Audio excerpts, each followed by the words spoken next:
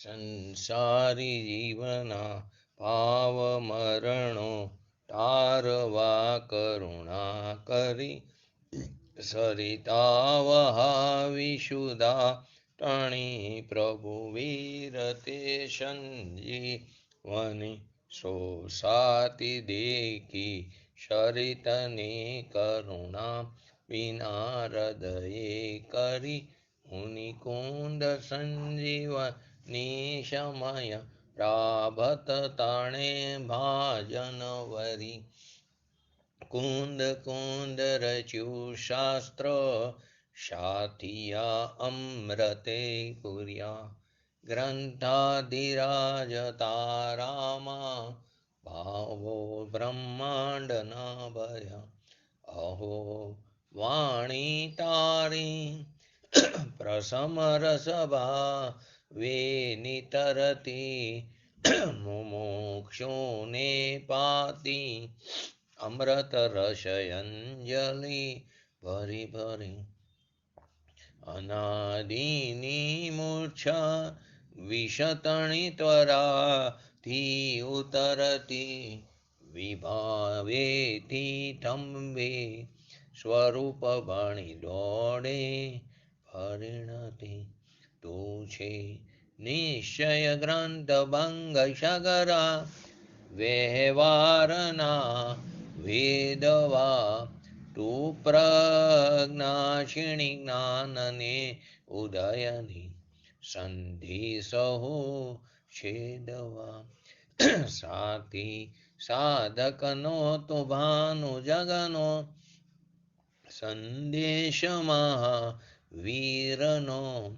વિષામો ભવ ક્લાંતના હૃદયનો તો પંથમો તીતણો શોણે તને રસ નિબંધ શિથિલ થાય જાણે તને હૃદય જ્ઞાની તણા જણાય તો રૂચતા જગતની રુચિયારસે સૌ તુરી જતા શકલ જ્ઞાયક દેવરીજે બનાવો પત્ર કુંદનના રત્નોના અક્ષરો લખી તથાપી કુંદ સૂત્રોના અંકાએ મૂલ્યના કદી તથાપી કાનવાણીના અંકાએ મૂલ્યના કદી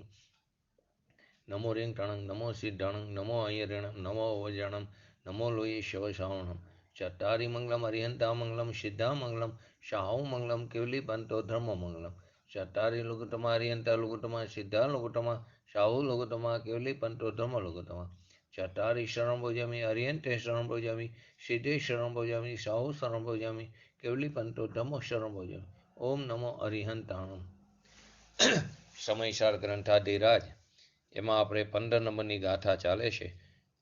અબધ સ્પષ્ટ અનન્ય જે અવિશેષ દેખે આત્મને તે દ્રવ્ય તેમજ ભાવ જીન શાસન સકલ દેખે કરે.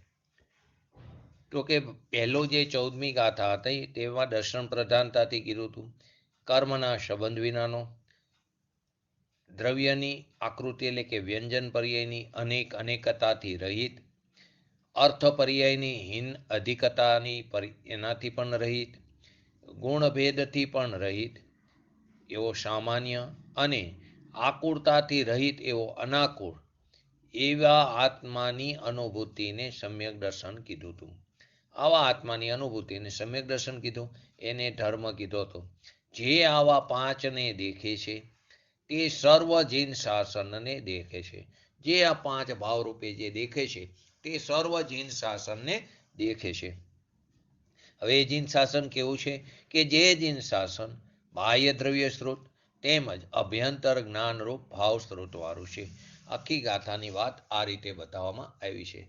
આપણે એમાં સામાન્ય જ્ઞાન અને વિશેષ જ્ઞાન, સામાન્ય જ્ઞાનનો આર્વિભાવ એને જ અનુભૂતિ કીધી, એને જ સદુપયોગ કીધો, અને વિશેષ જ્ઞાનનો તિરોભાવ જેનું એક્ઝામ્પલ આપણે લવણથી સમજાતા? સામાન્ય લવણ અને વિશેષ લવણ. તો કે કયા 5 ભાવ કીધા? તો કે કર્મના સંબંધ વિનાનો પરના સ્પર્શ રહિત, દ્રવ્યની વ્યંજન પર્યાય એવી અનેક અનેકતાથી રહિત, અર્થ પર્યાયની હીન અધિકતાથી રહિત, ગુણભેદથી રહિત એવો સામાન્ય અને આકુરતાથી રહિત એવો અનાકુર એવા આત્માની અનુભૂતિને સમ્યક દર્શન કહેવામાં આવ્યું.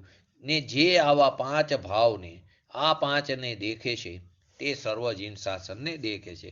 અને તે જીન શાસન બાહ્ય દ્રવ્ય સ્ત્રોત તેમજ અભ્યંતર જ્ઞાનરૂપ ભાવ સ્ત્રોત વાળું છે. તો આ 12 અંગમાં પણ દ્રવ્ય સ્ત્રોતમાં પણ શું કીધું છે? 12 અંગમાં એટલે કે દ્રવ્ય સ્ત્રોતમાં પણ શું કીધું હતું?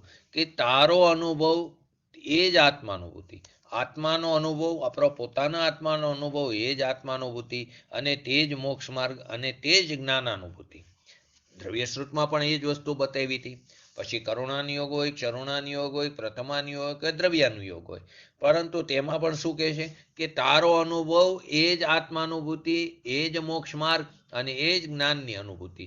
અને અનુભૂતિ તે ભાવસ્રોત, જે અનુભૂતિ થઈ તે ભાવસ્રોત. એ જૈન શાસન કેવું છે? તો કે પ્રત્યક્ષ છે.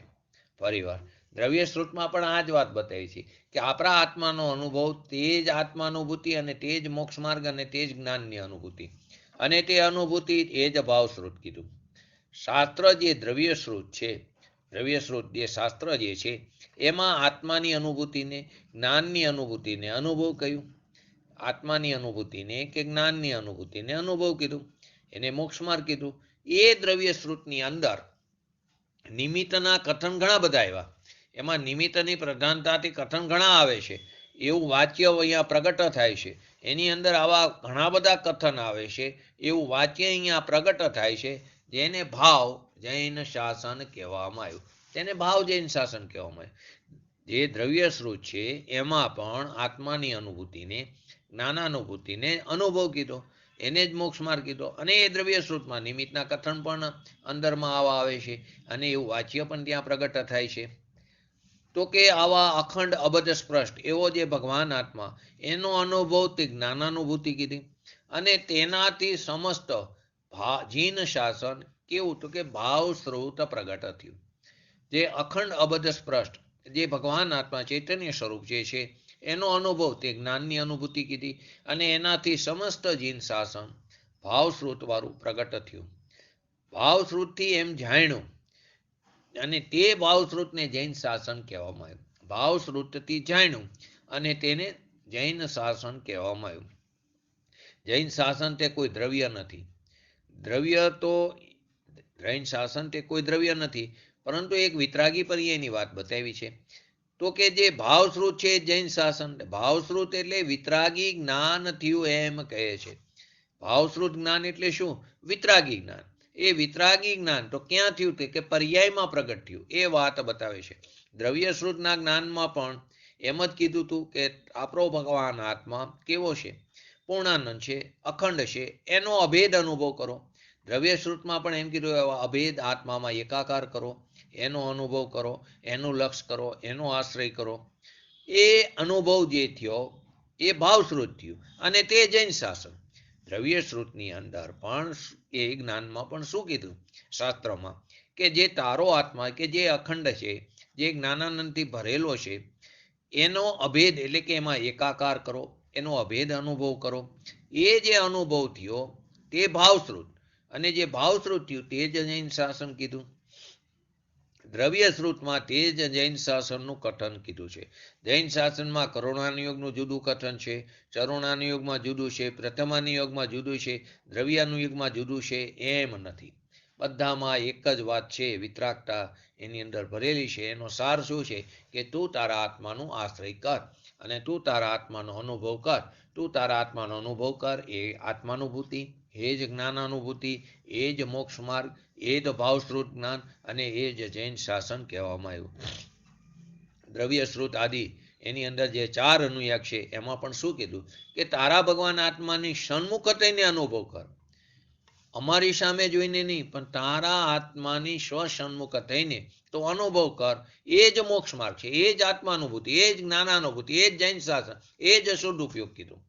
તો દ્રવ્ય શ્રુતના 4 અનુયાગમાં એમ કીધું ભગવાન આત્માની સન્મુખ થઈને તું અનુભવ કર. 12 અંગના બારે અંગમાં ચારેય અનુયાગમાં આ વાત આવી છે. બસ એની અંદરથી વિતરાગતા કાઢવી આપણા હાથની વાત છે. તો કે અપદેશ નામનો અંદર શ્લોક આવે છે. શ્લોકની અંદર શબ્દ કે અપદેશ એટલે કથન, દ્રવ્ય શ્રુત વિતરાગની વાણી એની અંદર એમ આવી અને એનાથી શાસ્ત્રની રચનાથી દ્રવ્ય સ્ત્રોત એટલે કે વિતરાગની જે દિવ્ય વાણી જે ખરી એનાથી શાસ્ત્રની રચનાથી ગંધરે 12 અંગમાં એમ જ કીધું છે કે તું તારા આત્માનો અનુભવ કર. આ અનુભવ આત્મા કેવો છે? અંતરંગ એ કેવું સ્વરૂપ છે? અંતર સ્વરૂપ કેવું છે એનું? તો કે રાગથી રહિત છે, તે ભેદથી રહિત છે. રાગથી રહિત, ભેદથી રહિત એવા સ્વભાવનો અનુભવ, એવા સ્વભાવનો અનુભવ એટલે કે ચૈતન્ય મૂર્તિ ભગવાન આત્માનો અનુભવ, એનું નામ અનુભૂતિ, એનું નામ ભાવશ્રુત, એનું નામ જૈન શાસન કહેવામાં આવ્યું. એનું નામ ભાવ જૈન શાસન કહેવામાં આવ્યું. આવા ભાવ જૈન શાસનનું કથન પણ દ્રવ્ય શ્રુતમાં પણ આમ જ આવ્યું છે. ગમે તે દ્રવ્ય શ્રુતની વાણી હોય, કથાની હોય એટલે કે પ્રથમાની યોગની હોય, ચરણાની યોગની હોય કે કરુણાની યોગની હોય, એમાં આ જ વાત આવે છે. કોઈ પણ શાસ્ત્ર હોય એમાંથી કાઢવું જોઈએ. કોઈ પણ શાસ્ત્રના શબ્દમાંથી વિતરાગતા કાઢવી જોઈએ. અનુભૂતિ કરવી એ જ એની અંદર આવ્યું છે. પ્રથમાની યોગો એમાં પણ એમ જ આવ્યું છે કે એના એટલા બધા વૈભવ છોડીને એકાએક તે વૈરાગ્ય ઉત્પન્ન કરે છે, પ્રગટ કરે. કેને કારણે? કે એમાં એને સુખ ન ભાઈશું. એવું તે શું એને કંઈક ભાઈશું કે જેને કારણે આ બધી વસ્તુને છોડી? તો ત્યાં જોર આપ્યું છે. એવી રીતે ચરુણાની યોગમાં પણ એ જ વાત બતાવી છે. કરુણાની યોગમાં પણ કે આપણે કરેલા પરિણામોને આધીને તે કર્મનો બંધ પડે છે, પણ આપણા પરિણામોને આધીન. તો એવા પરિણામો પરના લક્ષ્ય ઉત્પન્ન થાય છે, રાગ દ્વેષ આદિ વિકારના પરિણામ. તો કે એને કારણે તને બંધ પડે છે.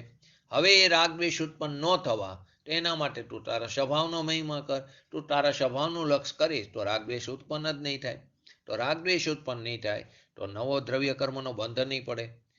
તો નવો દ્રવ્ય કર્મનો બંધ નહીં પડે તો એ ઉદયમાં નહીં આવે. એ ઉદયમાં નહીં આવે તો નવો ભાવ કર્મનો બંધ નહીં પડે. તો એક સમય એવો આવશે કે તું દ્રવ્ય કર્મ, ભાવ કર્મ, નો કર્મથી રહિત એવી સિદ્ધ દશાને તું પ્રાપ્ત થઈશ. તો કે ગમે તે શાસ્ત્રમાંથી કોઈ પણ શબ્દમાંથી અનુભૂતિ કરવી એ જ એની અંદર એની પ્રયોજન છે, એ જ એની પ્રધાનતા છે. કોઈક વાર કીધું હોય કે આ રાગ છે, પણ એ રાગ સમજાયો છે. ઘણીવાર બતાવે કે આ રાગ છે. તીર્થંકર ગોત્ર જે ભાવે તીર્થંકર ગોત્ર બંધાય એને પણ રાગ કીધું, એને પણ બંધનનું કારણ કીધું. પણ એ રાગ અહીંયા સમજાયો છે. તો અહીંયા સમજાવવાનું પ્રયોજન શું છે? કે રાગથી ખસીને અનુભૂતિ કરવી. એ રાગનું લક્ષ્ય કરીને નહીં, એ રાગથી ખસીને. તો એ રાગથી ખસીને કેવું? એ નાસ્તિનું કથન છે. સ્વમાં અસ્થિ થાય તો રાગ ઉત્પન્ન જ નહીં થાય. તો રાગથી ખસીને અનુભૂતિ કરવી એને માટે રાગ સમજાયો છે. કોઈ પણ વસ્તુ હોય, આપણે બજારમાં સોનું લેવા જઈએ તો પિત્તરનું જ્ઞાન હોવું જરૂરી છે. નહીતર કોઈ આપણને સોનાને બદલે પિત્તર આપી દે. આપણે તો લેવું છે સોનું, તો પિત્તરને જાણવું શું કામ? પરંતુ અહીંયા ભૂલ ન થાય એટલા માટે પિત્તરનું જ્ઞાન હોવું જરૂરી છે. અહીં પણ આત્મામાં રાગ દ્વેષ આદિનો અભાવ છે, એ એનું સ્વરૂપ નથી. તો એને જાણીને શું કામ છે? પરંતુ ત્યાં શાસ્ત્રમાં પણ બતાવ્યું છે કે આ રાગ છે, એ રાગને સમજાવ્યો છે. કેમ? તો એ અનાદિકાળથી રાગમાં એકત્વ કર્યું છે. તો એ રાગથી ખસીને પોતાની અનુભૂતિ કરવી એ માટે અહીંયા રાગને સમજાવ્યો છે. કોઈ પણ સૂત્ર હોય, કોઈ પણ શાસ્ત્ર હોય, કોઈ પણ પ્રથમાની યોગનો કથા હોય, એની અંદર આ જ વાત બતાવી છે. દ્રવ્ય સ્ત્રોતમાં ચારેય અનુયાગમાં, દિવ્ય ધ્વનિની વાણીમાં, ચારેય અનુયાગમાં દિવ્ય ધ્વનિની વાણીની રચનામાં, વાણીમાં, બધામાં એક જ વાત આવે છે કે તું તારા ભગવાન આત્માનો અનુભવ કર. એ જ મોક્ષ માર્ગ છે. એક જ મોક્ષ માર્ગ છે. મોક્ષ માર્ગનું નિરૂપણ બે પ્રકારે છે. માર્ગ તો એક જ છે, તે એક જ મોક્ષ માર્ગ છે અને તે જૈન શાસન છે, ભાવ જૈન શાસન. તો 15મી ગાથામાં કુનકુન આચાર્ય દેવે એમના શ્રીમુખે એટલે કે એમની રચનામાં જે દ્રવ્ય શ્રુત છે એમની એવી વાણી આવી એમના મોઢે મુખમાંથી કે જે દ્રવ્ય શ્રુત છે અમે જે શ્રુત કહીએ છીએ, ભગવાને જે શ્રુત કીધું એટલે કે અમે એમની દિવ્યવાણી સાંભળીને આવ્યા છીએ. ભગવાને જે શ્રુત કીધું, એમને જે 4 અનુયાગ કીધા, એમાં 12 અંગમાં મૂળભૂત શું સાર હતો, એમાં મૂળભૂત સારભૂત શું હતું, એનું પ્રયોજન શું હતું કે ભાવશ્રુત જ્ઞાન દ્વારા આત્માનો અનુભવ કરો. ભાવશ્રુત જ્ઞાન દ્વારા તું તારા આત્માનો અનુભવ કર. દ્રવ્ય શ્રુતને છોડવાની વાત બતાવી છે.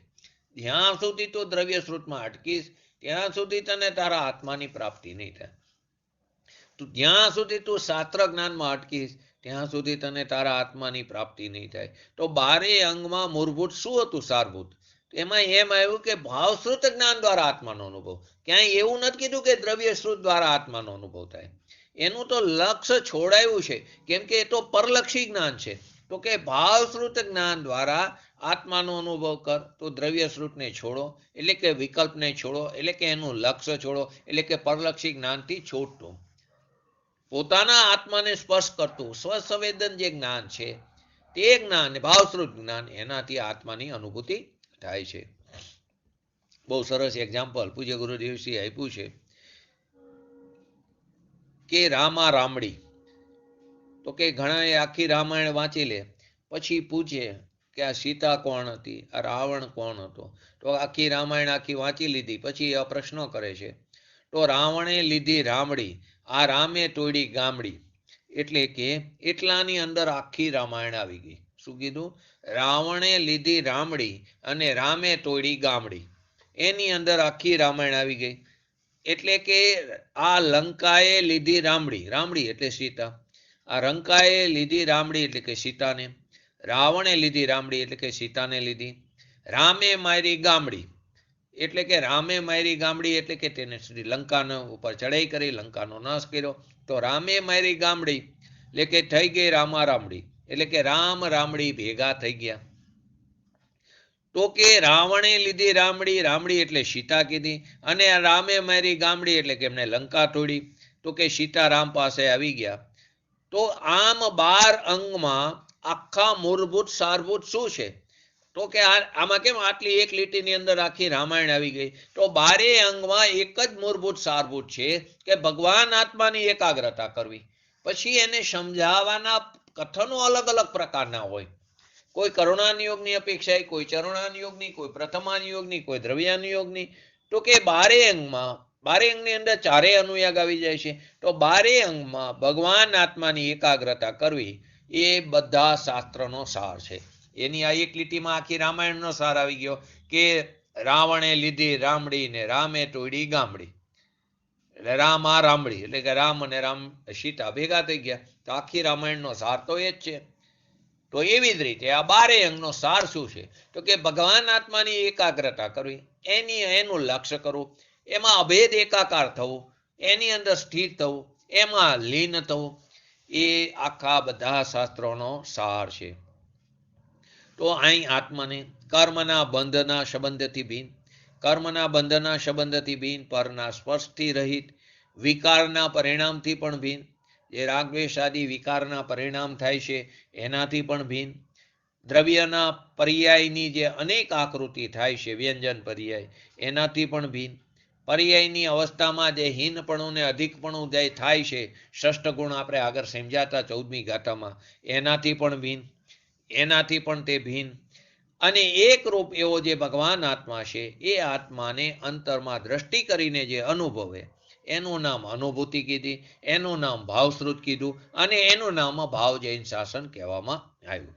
ફરીવાર આત્માને જે 5 ભાવરૂપ કીધું ને, તો ક્યાં 5? તો આત્માને કર્મના બંધના સંબંધથી રહિત એટલે કે પરના સ્પર્શથી રહિત, બીજું વિકારના પરિણામ રાગદ્વેષ આદિ જે વિકારી પરિણામ છે એનાથી પણ ભીન, ત્રીજું દ્રવ્યના પર્યાયની જે આકૃતિ એટલે કે વ્યંજન પર્યાય જે અનેક આકૃતિ થાય છે એનાથી પણ ભીન, પર્યાયમાં જે હીન અધિકપણું, ષષ્ઠ ગુણ, હાનિ વૃદ્ધિ જે આપણે સમજાતા 12 પ્રકારની, 6 હાનિ ને 6 વૃદ્ધિની જે પર્યાય જોઈ હતી એનાથી પણ ભીન એવા એકરૂપ ભગવાન આત્માને અંતરમાં દ્રષ્ટિ કરીને જે અનુભવે એનું નામ સમ્યક દર્શન, એનું નામ અનુભૂતિ, એનું નામ આત્માનુભૂતિ, એનું નામ જ્ઞાનાનુભૂતિ, અને એનું નામ જૈન શાસન કહેવામાં આવ્યું છે. પછી ગમે તે શાસ્ત્ર લો, કરુણાલ યોગ, ચરુણાલ યોગ, કોઈ પણ શાસ્ત્ર લો, બધા શાસ્ત્રનો સાર એક જ છે કે આત્માની અંદર એકાગ્રતા કરવી, એનું લક્ષ્ય કરવું, એનો સ્વીકાર કરો. એટલા જ માટે એક્ઝામ્પલ આપ્યું કે રાવણે મારી રામડી અને રામે મારી ગામડી. રાવણે પચાવી રામડી અને રામે મારી ગામડી. એટલે કે રાવણે સીતાને ઉપાડી અને રામે ચડાઈ કરીને લંકાને તોડી. આખી રામાયણનો સાર એક છે તો કે રામા રામડી, એટલે કે છેલ્લે રામ અને સીતા એક થઈ ગયા. તેવી રીતે ચારેય અનુયાગનો સાર એક જ છે. સારભૂત અંદર મૂળભૂત સારભૂત શું છે તો કે આત્માની એકાગ્રતા કરવી, એની અનુભૂતિ કરી. દરેકમાં એક જ વાત છે, આત્માની અનુભવ કરો, આત્માની અંદર એકાગ્રતા કરવી. એને જૈન શાસન કીધું, એને આત્માનુભૂતિ કીધી, એને જ્ઞાનાનુભૂતિ કીધી, એને શુદ્ધ ઉપયોગ કીધો. તો સારરૂપ આ વસ્તુ છે. તો કે આવો ભગવાન આત્મા કેવો છે? અનંત અનંત બેહદ અપરિમિત છે. એવો અપરિમિત જ્ઞાન દર્શનથી જે ભરેલો છે, પર્યાયના ભેદથી, સંયોગના ભેદથી, સંયોગના સંબંધથી, પર્યાયના ભેદથી, ગુણ ભેદથી રહિત એવા ચૈતન્ય ભગવાન આત્માનો અનુભવ કરવો, એનું નામ સમ્યક દર્શન કીધું. જે 14મી ગાથામાં પણ આ જ વાત હતી, પણ ત્યાં દર્શન પ્રધાનતાથી કથન હતું, અહીં જ્ઞાન પ્રધાનતાથી કથન છે. તો અનુભૂતિ એનું નામ જ ભાવસ્વરૂપ, એનું નામ જ શુદ્ધુપયોગ, એનું નામ જ જૈન દર્શન, એનું નામ જ જૈન શાસન, અને તે જ સમ્યક દર્શન, જ્ઞાન ચારિત્ર, તે જ મોક્ષ માર્ગ છે. તો કે અહીંયા જ્ઞાનની પ્રધાનતાથી કથન છે, અનુભૂતિની વાત બતાવી છે. જૈન શાસન એટલે શું? કે જૈન શાસન, તો જૈન શાસન કોઈ દ્રવ્ય નથી, જૈન શાસન કોઈ ગુણ નથી, જૈન શાસન કોઈ રાગ નથી, જૈન શાસન કોઈ સંયોગમાં રહેતું નથી, જૈન શાસન વ્યવહાર રાગનો એની અંદર વિકલ્પ નથી, તે વ્યવહાર રત્નત્રય એ પણ જૈન શાસન નથી. જૈન શાસન, કેમ કે આપણે 15 નંબરની ગાથામાં આ જ વાત આવી, તો કે ગાથા જે ચાલી રહી છે કે જૈન શાસન શું? કે જે સર્વ જૈન શાસનને દેખે છે, જે આ 5 ભાવ રૂપે દેખે છે, તે સર્વ જૈન શાસન, બાહ્ય દ્રવ્ય સ્ત્રોત તેમજ અભ્યંતર જ્ઞાનરૂપ ભાવસ્ત્રોત વાળું તે સર્વ જૈન શાસનને દેખે છે. તો જૈન શાસન કોઈ દ્રવ્ય નથી, જૈન શાસન કોઈ ગુણ નથી, જૈન શાસન કોઈ રાગદ્વેષાદી વિકારી પરિણમન નથી, જૈન શાસન કોઈ સંયોગમાં રહેતું નથી, જૈન શાસનમાં વ્યવહાર રાગનો વિકલ્પ નથી. તો વ્યવહાર રત્નત્રય એ જૈન શાસન નથી. આ પ્રતિમાજી, આ મૂર્તિ, એની પૂજા કરવી, એનો અભિષેક કરવો, એ જે બધું પૂજા, દાન, દયા, એ ભાવ જૈન શાસન નથી. એ કેવું ભાવ જૈન શાસન નથી? એ રાગ આદિ આવે છે રસ્તામાં, આવો સહચર સ્વભાવ આવે છે, એને ઉપચારથી, વ્યવહારથી જૈન શાસન કહેવામાં આવે છે. છદ્મસ્ત જીવને, ધર્મી જીવને પણ આ રાગ દ્વેષ આદિ આવે છે, તે રસ્તામાં આવો સહચર સ્વભાવ આવે છે, ભક્તિ કરવાનો, પૂજા કરવાનો, અભિષેક કરવાનો આવો ભાવ આવે છે. 6ઠા 7મા ગુણસ્થાનમાં ઝૂલતા ભાવલિંગી મુનિરાજ જ્યારે તે 6ઠા ગુણસ્થાનમાં હોય તો એમને પણ ભગવાનના દર્શન કરવાનો ભાવ આવે છે. તેમને ઘણીવાર આહારક શરીર પણ બહાર નીકળે છે અને તે ભગવાનના દર્શન કરવા જાય છે. ઘણીવાર ભગવાનના સમોશરણમાં પણ જાય છે. તો એમને એવો ભાવ આવે છે, પરંતુ એને ઉપચારથી, વ્યવહારથી જૈન શાસન કહેવામાં આવે છે. જે શુભ રાગ, દેવગુરુ શાસ્ત્રની સ્તુતિ, પૂજા, ભક્તિ, દયાદાન, પંચમહાવ્રત, 5 સમિતિ, 3 ગુપ્તિ આદિના જે પરિણામ છે, જે મહાવ્રત આપણે કીધા, એ બધાને ઉપચાર એટલે કે વ્યવહારથી આરોપિત જૈન શાસન કહેવામાં આવે છે. જો નિશ્ચય જૈન શાસન પ્રગટ થયું હોય તો એને વ્યવહાર જૈન શાસન કહેવામાં આવે. એટલે કે નિશ્ચયપૂર્વકના વ્યવહારને વ્યવહાર કીધો. જો નિશ્ચય જૈન શાસન પ્રગટ થયું હોય તો, જો ભાવ જૈન શાસન પ્રગટ થયું હોય તો ભાવ જૈન શાસન પ્રગટ થયું હોય એટલે કે નિશ્ચય જૈન શાસન પ્રગટ થયું હોય તો આને વ્યવહાર આરોપિત જૈન શાસન કહેવામાં આવે છે. કોની? સાચા દેવગુરુ શાસ્ત્રની ભક્તિ, પૂજા આદિને. શુભ રાગ જે છે તે કોઈ પણ શુભ ધર્મની ક્રિયા કરી એમાં જો કશાયની મંદતા હોય તો જે શુભ ભાવ થાય છે, દયા, દાન, પંચમહાવ્રત આદિના જે પરિણામ જે થાય છે, 28 મૂળગુણ પારવાના જે પરિણામ થાય છે, નગ્ન મુનિપણું ધારણ કરવાના જે પરિણામ થાય છે, એ બધાને વ્યવહાર જૈન શાસન આરોપિત કહેવામાં આવે. પણ ક્યારે? કે જો તેને નિશ્ચય જૈન શાસન પ્રગટ થયું હોય તો. આવો ભગવાન આત્મા એક સમયની અંદર અનંત અનંત વિતરાગ સ્વભાવથી ભરેલો એ પૂર્ણ છે. ક્યારે?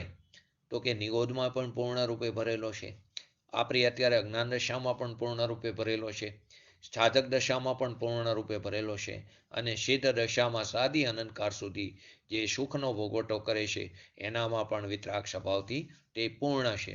હવે આ અબધ સ્પૃષ્ટની કર્મના સંબંધથી અબધ સ્પૃષ્ટ એ કર્મના સંબંધથી રહી એવો અબધ સ્પૃષ્ટ જે ભગવાન આત્મા છે તે પુણ્ય પાપના રાગ રહિત છે, તે ભેદ રહિત છે. આવો જે અવિકારી જે સ્વભાવ છે, જે સ્વભાવથી ભરેલો જે આત્મા છે, એ આત્માની અંદર એકાગ્રતા કરવી, એ આત્માનો અનુભવ કરો. એનો અનુભવ એટલે વિતરાગી પર્યાયની સામાન્ય જ્ઞાન જે બતાવ્યું ને એ પર્યાયની અપેક્ષા ત્રિકારી દ્રવ્યની વાત નથી, આ પર્યાયની વાત છે. તો કે એનો અનુભવ જે વિતરાગી પર્યાય જેને આપણે ભાવશ્રુત જ્ઞાન કીધું, અને તેને અહીંયા જૈન શાસન કહેવામાં આવ્યું. જે 5 ભાવ હતા ને અબધ સ્પૃષ્ટ એટલે કે ભગવાન કર્મના બંધ અને પરના સ્પર્શ રહિત, અનન્ય એટલે કે જે વ્યંજન પર્યાય આદિ જે દ્રવ્યની દેખાય છે અનેકતાવાળી એનાથી રહિત, અનન્ય એવો, નિયત તો કે પર્યાયમાં જ્ઞાન આદિ દર્શન આદિ જે એની હીન અધિકતા દેખાય છે તેનાથી રહિત એટલે કે નિયત, નામ એકરૂપ એટલે અનિયત નહીં, અવિશેષ એટલે કે વિશેષ જે ગુણભેદ આદિ જે વિકલ્પ છે, આ જ્ઞાન છે, આ દર્શન છે, એવા ભેદથી રહિત, અવિશેષ એવો સામાન્ય રૂપ, અસંયુક્ત એટલે કે વિકલ્પની આકુરતાથી રહિત, અનાકુર એવા 5 ભાવ સ્વરૂપ. પણ છે એક સ્વરૂપ. એવા 5 ભાવ સમજાવવા માટે, પરંતુ છે કેવો? એક અભેદ આત્મા, એક સ્વરૂપ. એ પાછા 5 ભાવ પ્રકાર એમ નહીં, એ 5 ભાવ સ્વરૂપ કીધું. એટલે એ 5 ભાવ એક સમયમાં એકરૂપ એનું કહેવાનું પ્રયોજન છે. અને તેની અંદર એકાગ્રતા કરવી, તેને આત્માનુભૂતિ, જ્ઞાનાનુભૂતિ, તેને જૈન શાસન, તેને શુદ્ધ ઉપયોગ કહેવામાં આવ્યો. તો કે એની અંદર એવા 5 ભાવરૂપ જે આત્માની અનુભૂતિ, એમાં પહેલો બોલ હતો આત્મા કર્મના સંબંધથી રહિત, પહેલો બોલ. બીજો ભેદથી રહિત, બીજો બોલ. પણ એક સમયમાં બધું સાથે છે, એમાં સમય ભેદ નથી પડતો. પહેલા સમયે કર્મના સંબંધથી રહિત, બીજા સમયે ભેદથી રહિત, એમ નથી. એક સમયમાં સાથે છે, તેમાં ક્રમ નથી. નિયત એટલે અનિયતથી રહિત, વિશેષથી રહિત એટલે અવિશેષ, સામાન્ય, સંયુક્તપણાથી રહિત એટલે કે અસંયુક્ત છે. એક જ સમયની અંદર આ 5 બોલ, એક જ સમયની અંદર આ 5 બોલ છે, તેવો એક સ્વરૂપી આત્માની અનુભૂતિ કરવી, એને અહીંયા સમ્યક જ્ઞાન કીધું, એને અહીંયા આત્માનુભૂતિ, જ્ઞાનાનુભૂતિ કીધી. આ જ્ઞાન પ્રધાન કથન છે. 14મી ગાથામાં દર્શન પ્રધાન કથન, જેમાં આપણે 5 એક્ઝામ્પલથી સમજ્યા હતા. તેનો ભાવશ્રુત જ્ઞાનમાં આત્માનો જે અનુભવ શાસ્ત્ર જ્ઞાન પરથી થાય એની વાત નથી. શાસ્ત્ર જ્ઞાન પરલક્ષી જે જ્ઞાન છે, ભગવાનની દિવ્યવાણી સાંભળીને જે જ્ઞાન થયું એ જ્ઞાન થયું છે મારે કારણે, પરંતુ તેના નિમિત્તે એને પરલક્ષી જ્ઞાન કીધું, એનાથી આત્માની પ્રાપ્તિ થાય એ જ્ઞાનની વાત નથી. એનાથી આત્માની પ્રાપ્તિ ન થાય એ જ્ઞાનની વાત નથી. તો અહીં સમ્યક જ્ઞાન એટલે કે ભાવશ્રુત જ્ઞાનમાં અનુભવ, એને અહીંયા સમ્યક જ્ઞાન કીધું. કે જે ભાવશ્રુત કેવું છે? તો કે સમાધિ રૂપ છે, આકુરતાથી રહિત છે, શાંતિવાળું છે. એવા ભાવશ્રુત દ્વારા જે ત્રિકારી ચૈતન્ય ભગવાન આત્મા છે એને અનુભવમાં લેવો, એને અનુભૂતિમાં લેવો, એ નિશ્ચયથી સમસ્ત જૈન શાસનની અનુભૂતિ છે. નિશ્ચય જૈન શાસનની વાત બતાવી, ભાવ જૈન શાસનની વાત બતાવી કે એ ભાવશ્રુત દ્વારા, એ ભાવશ્રુત જ્ઞાન દ્વારા. ઘણાના પ્રશ્ન છે ને કે અમને સમ્યક દર્શન થયું છે કે કેવી રીતે ખબર પડે? અમને તો કોઈક ચમકારો થયો, હવે સમ્યક દર્શન છે કે નહીં? તો એને સમ્યક દર્શન નથી. સમ્યક દર્શન થયું હોય એને પોતાને વેદનમાં ન આવે તો એ સમ્યક દર્શન જ નથી. ભાવશ્રુત જ્ઞાનમાં એ જણાય. તો અહીં શું કીધું? એ જ વસ્તુ કીધી, ભાવશ્રુત દ્વારા ત્રિકારી ચૈતન્યને અનુભવમાં એટલે કે અનુભૂતિમાં લેવો, ત્રિકારી ભગવાન આત્માને અનુભવમાં લેવો. એ જે અનુભૂતિ છે એને નિશ્ચયથી જૈન શાસનની એટલે કે સમસ્ત જૈન શાસનની અનુભૂતિ છે. આવો ભગવાન આત્મા વિતરાગ સ્વરૂપ છે, અખંડ છે, અક્રિય છે, અભેદ છે. એવા અભેદની અનુભૂતિનો ભાવ એવા અભેદની અનુભૂતિનો ભાવ એટલે કે ભાવ જૈન શાસન એને નિશ્ચયથી અનુભૂતિ જે છે તે જે અનુભૂતિ છે તે નિશ્ચયથી સમસ્ત જૈન શાસનની અનુભૂતિ જે આવા ત્રિકારી ચૈતન્ય ભગવાન આત્માનો ભાવશ્રુત જ્ઞાન દ્વારા જે અનુભૂતિ છે એ અનુભૂતિ જે છે તે જ નિશ્ચયથી સમસ્ત જૈન શાસનની અનુભૂતિ છે. તો જૈન શાસન કોને કીધું? દ્રવ્ય નથી, ગુણ નથી, તો કે જૈન શાસન એ પર્યાય છે. જૈન શાસન શું છે? તો કે એ પર્યાય છે. કઈ પર્યાય? તો કે વિતરાગી પર્યાય. કોઈ પણ વસ્તુ હોય, કાં તો દ્રવ્ય હોય, કાં ગુણ હોય, કાં પર્યાય હોય, એ સિવાય નથી હોતું. બોલો, હવે આના ઉપરથી ઘણીવાર આપણે કોઈ વિષય સમજતા હોય તો ખ્યાલ નથી આવતો. આપણે દ્રવ્ય ગુણસ્થાનમાં પણ લીધું હતું. ગુણસ્થાન દ્રવ્ય છે, ગુણ છે કે પર્યાય છે? આપણે એક વસ્તુ છે ને, કોઈ પદાર્થ જૈન શાસન શબ્દ છે તો એ કાં તો દ્રવ્ય હોય, કાં ગુણ હોય, કાં પર્યાય હોય. એવી રીતે ગુણસ્થાન પણ કાં દ્રવ્ય હોય, કાં ગુણ હોય, કાં પર્યાય હોય. શું હતું ગુણસ્થાન? બોલો બોલો अमिताबेन. बराबर. तो क्यों द्रव्य नहीं है, क्यों गुण नहीं है? द्रव्य तो शाश्वत है और गुण भी ये हमेशा रहते हैं और ये पर्याय ये बदलती रहती है गुण स्थान, इसलिए. थोड़ा जवाब सही है आपका. तो के द्रव्य जे છે એના તો આપણે 6 નામ છે જાતિ અપેક્ષાએ. જીવ, પૂતગલ, ધર્મ, અધર્મ, આકાશકાર. એમાં તો ક્યાંય ગુણસ્થાનનું નામ આવતું નથી, માટે તે દ્રવ્ય નથી. અને દ્રવ્ય ત્રિકારી ધ્રુવ છે અને ગુણસ્થાનનો અભાવ થાય છે સિદ્ધ દશામાં. ગુણસ્થાન તીત દશા પ્રગટ થાય છે, માટે દ્રવ્ય પણ નથી અને ગુણ પણ નથી. ગુણ છે તે દ્રવ્યના પૂરા ભાગમાં ને દરેક અવસ્થામાં ને સદાય દ્રવ્યની સાથે રહે છે. આ તો ગુણસ્થાન તો અભાવ થાય છે સિદ્ધ દશામાં, માટે તે ગુણ પણ નથી, માટે તે કઈ છે? પર્યાય. તો અહીં પણ શું કીધું? જૈન શાસન તે પર્યાય છે. એ કેવી છે? વિતરાગી પર્યાય. જૈન શાસન બહાર નથી રહેતું, જૈન શાસન અંદર છે. જૈન શાસન વિતરાગી પર્યાય એને જૈન શાસન કીધું. એ બહાર નથી રહેતું. આત્મામાં જે અનંત અનંત જે શુદ્ધતા પડી છે, જે આનંદ છે, કે જેના આશ્રય એટલે કે પરના ભેદથી રહિત એવો જે અભેદ અનુભૂતિ, એવી જે અભેદ અનુભૂતિ એટલે કે ચૈતન્ય સ્વભાવનો ભાવશ્રુતમાં અનુભૂતિ થવી. જે ચૈતન્ય સ્વભાવ છે ત્રિકારી, એનો ભાવશ્રુતમાં અનુભૂતિ થવી એટલે કે એનો અનુભવ કરવો. એ વિતરાગી પર્યાયનો શાંતિથી, એ વિતરાગી પર્યાય એટલે કે એની શાંતિનું શ્રુત જ્ઞાનની પર્યાયમાં વેદન કરો. એ જે વિતરાગી પર્યાય જે છે એટલે કે શાંતિ છે ને, એમાં સમાધિ છે, શાંતિ છે, એમાં સુખ છે, એમાં અનાકુરતા છે. તેવી વિતરાગી પર્યાયનું શાંતિનું એટલે કે શ્રુત જ્ઞાનની એટલે કે ભાવશ્રુત જ્ઞાનની પર્યાયમાં વેદન કરવું. ભાવશ્રુત જ્ઞાનની પર્યાયમાં વેદન કરવું, તેનું નામ જૈન શાસન અને તેનું નામ જૈન ધર્મ કહેવામાં આવ્યો. ફરીવાર, જૈન શાસન તે પર્યાય છે, તે વિતરાગી પર્યાય છે. જૈન શાસન બહાર નથી, અંદર જ છે, સ્વક્ષેત્રની અંદર. તો કે આત્મામાં જે અનંત શુદ્ધતા જે છે, જે અંદર આનંદ ભરેલો છે, પૂર્ણ ભરેલો છે, એવા પૂર્ણાનંદ પ્રભુના આશ્રયથી એટલે કે પરના સંબંધથી રહિત, પરના ભેદથી રહિત એવા ચૈતન્ય જે સ્વભાવ છે એનો ભાવશ્રુતમાં અનુભૂતિ કરવી, ભાવશ્રુતમાં એનો અનુભવ કરવો. એવી જે વિતરાગી પર્યાય છે એટલે કે શાંતિનો શ્રુત જ્ઞાનની પર્યાયમાં, ભાવશ્રુત જ્ઞાનની પર્યાયમાં વેદન કરવું, તેનું નામ જૈન શાસન અને તેનું નામ જૈન ધર્મ કહેવામાં આવ્યો. આત્માની અનુભૂતિ. ભગવાન આત્મા કોણ?